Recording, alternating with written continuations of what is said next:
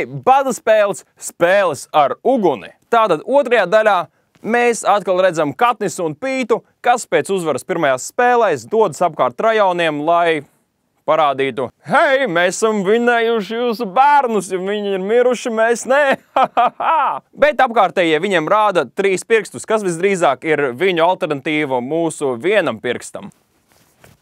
Un izrādās, ka par 3 pirkstu rādīšanu viņus slāna. Citiem vārdiem, mēs redzam, ka rajonos gatavojas revolūcija, gatavojas cīnīties pretī Kapitolijai, un Katnisa Everdīna ir viņu cerība.